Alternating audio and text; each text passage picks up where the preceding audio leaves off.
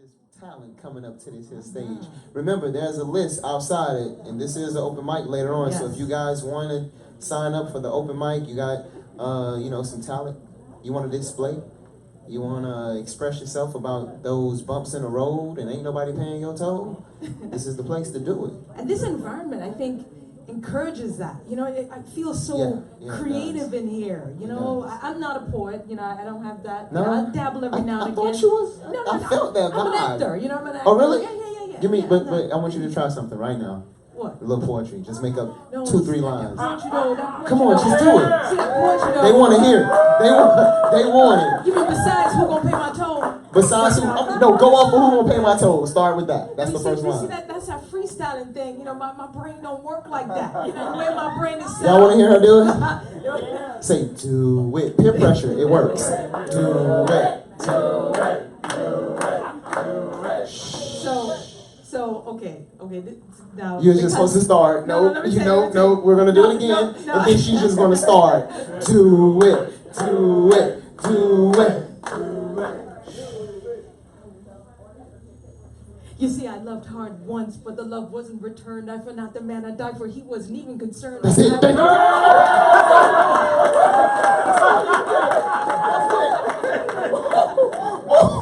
She wasn't gonna stop.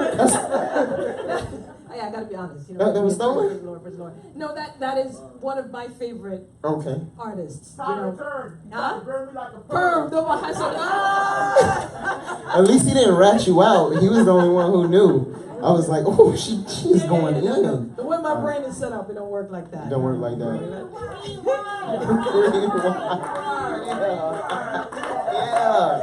I'm gonna have to come on the open mic, right? I'm gonna have to think about something.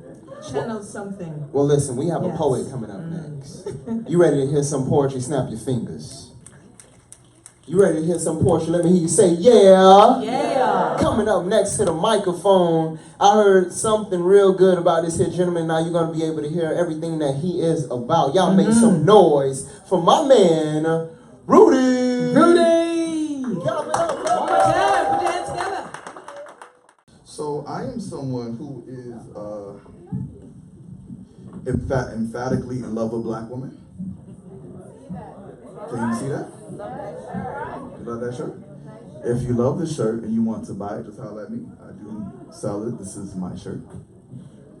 And so also, I am doing at Broward College on Thursday. This is where I teach. I teach African American history, South Campus in Pembroke Pines. A show entitled Love Letters to the Black Woman. It involves musicians playing to my poetry. It involves art. It involves videos. The space hosts about 352 people, and I came here to kind of sell the event as well. The problem is it's sold out, literally. And so people clearly want to hear about the gospel of black women, right? Right? Yeah, you can clap for that, no? One of the things I recognize is as black men, we need to do a better job of showing love to black women, period. Not just in a romantic standpoint, but just period, right? And so this movement that I'm on is really about promoting healing between black men and black women. And so these two pieces are part of the show. A website should be launching next week. It's loveletterstotheblackwoman.com, where you can get this shirt, get more info about when this is touring, because the idea is for this to tour nationally and internationally. And so I'm just going to do a couple of poems. Get out of your way. Test. Dear First Lady Michelle Obama, I'm a 12-year-old black girl from the south side of Chicago just like you. And when my teacher asked me, what do I want to be when I grow up, I said, I wanted to be the First Lady just like you. A look of bewilderment was on her face. I couldn't tell if it was because she thought it was unlikely that I would find a Barack or that I was hitching up my wagon to a man. Nevertheless, I gave her a look that said, let me draw you in. At that instant, she and I switched job descriptions. Like I became teacher and she became pupil, like I was Plato to her Aristotle or Jesus to her apostle. I told her that you were the one who hired Barack when he was young. that your queenhood was magnetic, causing a transfiguration of his presence, and he was sprung. That in his mind, your eyes were as illuminated as Orion's belt in the darkness of night. He inhaled and exhaled and said, "This is love." I told her that without you, Barack would just be Barack and not Mr. President. That his brilliance is pushed by yours, that his polished demeanor is heightened by your elegance. I believe that he has a deeper belief in the divine because each night before he closes his eyes, his last thought is that you are literally heaven sent. I love how you walk the tightrope of motherhood and career with acrobatic mastery. You say that girls getting their educational endeavors stripped from them with the cruelest of grip is a catastrophe. No one champions my existence like you. I carry with me your commencement speech at Tuskegee like Linus does his blanket. It serves as my rosary beads as I walk the streets of the South Side praying that I don't become vanquished. These days, you realize that the South Side is the same as you left it and being an emblem of segregation, but these days the people are a bit more anxious and mothers experience a bit more anguish because blocks are constantly serenaded by bullets that are flung like elementary food fight. Blood spills like milk on the concrete. And when I want for people, or when I want for the police sirens and bullets, and also the tears coming together, forming the most depressing song. And I want to be levitated beyond grief. I think of you. You are my light when I am in darkness, when I'm alone and encased like a museum exhibit after hours, eagerly waiting to show its importance to children in the morning. Sometimes my dreams die in my dreams and I am in mourning, but then you come on a beautiful black horse and a spellbounding black veil-wearing dress and save the day, and this black girl is emboldened. I experience an orchestra of emotions as the instruments of love, joy, and determination and hope audaciously serenade my heart. Your existence sings to my being. You pretty much serenade to my heart. Because of you, I'm able to realize how great I can be. There are some people who feel as though my dreams have no merit because of the South Side, but yet this is just otherwise it's craziness. But then I respond to them with all defiance in my body. You must not know who my first lady is. You are truth in a glass I drink daily. I remember the moment when defeat tried to be my permanent friend, but then you saved me. Our hope, our queen, our warrior, our love, our first lady. Dear Michelle, I'm a racist.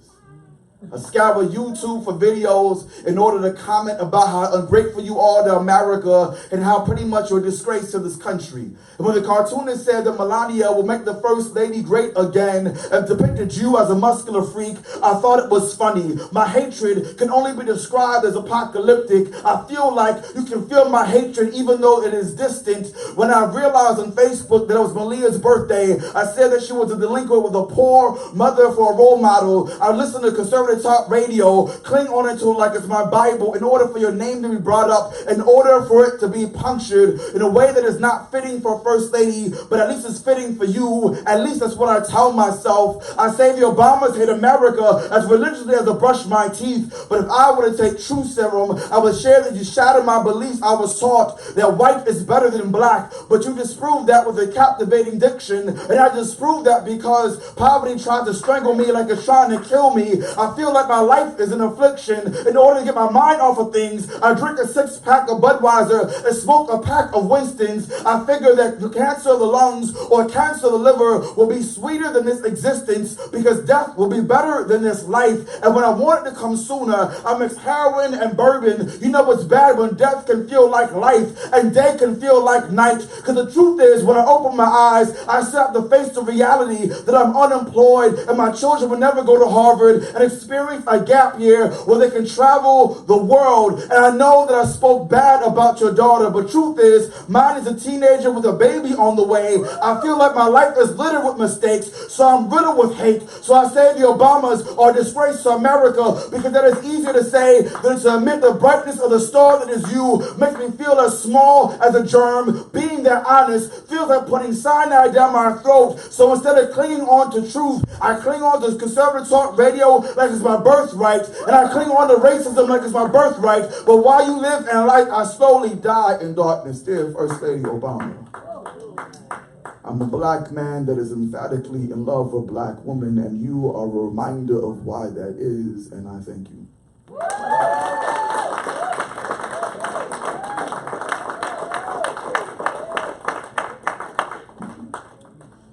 down through this other poem.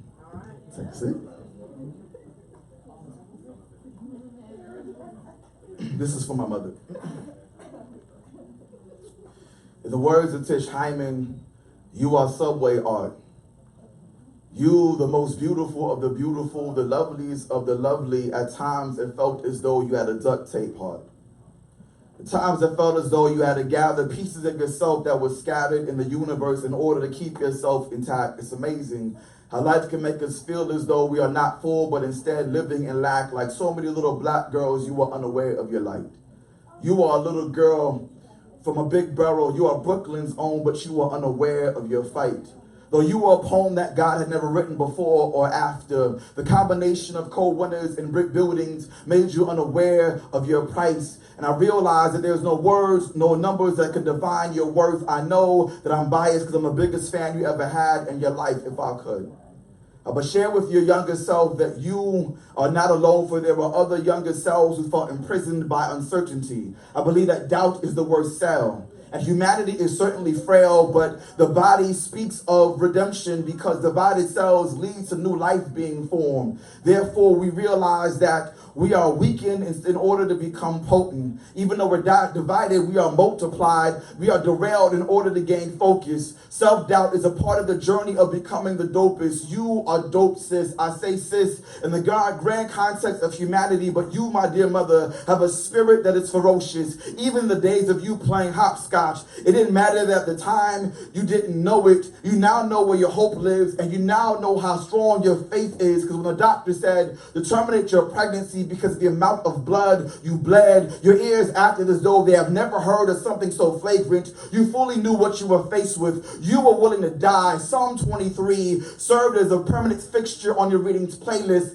It served as a form of preparation for when you had a shadow box with death, when you essentially had experienced a coma, hugging you like you were a long lost friend, for when your mother had to pray for you the same way you prayed for me. Thankfully, you were able to win the fight. Though it's been decades since I've been a part of your womb, and we are physically tethered, we are spiritually tethered, connected at the heart. The soundtrack of our relationship is a song, a synchronization. Who knew that my childhood would form a training ground for my occupation? You exhibited the Socratic method when you asked me, Rudy, do you know how much I love you? And the opening of my tear ducts served as a response. Your love collected them like a basin, put them on top of your head, poured them out in the river of emancipation so the tears could be free and the one who cried them could be emancipated. You were the calm spirit I needed in the moments when I was anxious. Admittedly, there were moments where I felt vanquished, moments where I wanted to be snatched out like a page that is ripped out of a book, leaving only the edges of my legacy as a memorial. But what kept me from being expunged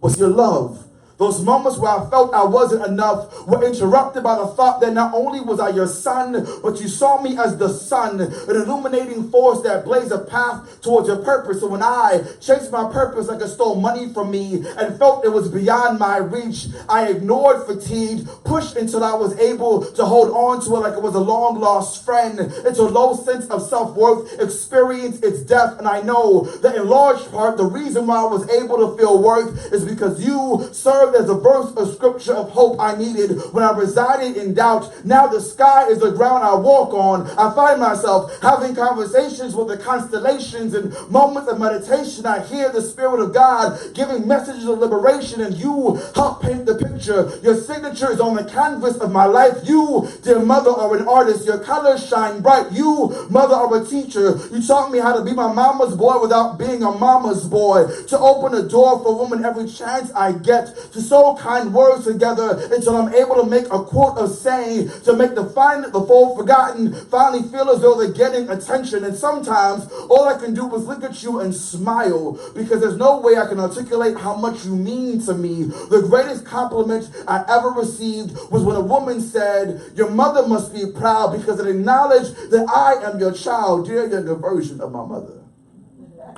I'm a messenger from the future.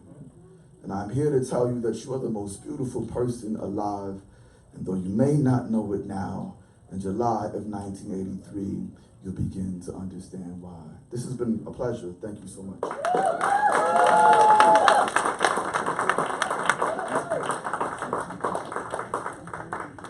Word. Make some more noise for him. Come on, make some more noise. Woo! That was outstanding. Yeah, man. I Oh, loved it. and I love the shirt. Black women are royalty. Amen. Praise the Lord. That's a good word. That's a good word. I'm glad you didn't finish with your first poem, because you hit a nerve. I was gonna get up here, man, and just talk my little butt off, but I'm gonna leave it alone. I'm gonna leave it alone. But one time for all the mothers out there who raise their young men with manners, respect, chivalry is not dead at all. And message, if you have a little girl, teach her to come to a door and stop. Yes. You better not touch that door. You better wait for him to touch it, and if he don't touch it, you better leave. That's why you drive to your dates. You drive yourself there, okay? He don't open the door, you fall back. Whoa. That's a strong word there. You have to teach the girls too. Yes. You have to give a man the opportunity to be a gentleman. Okay? Independent women. Slow down. Slow down.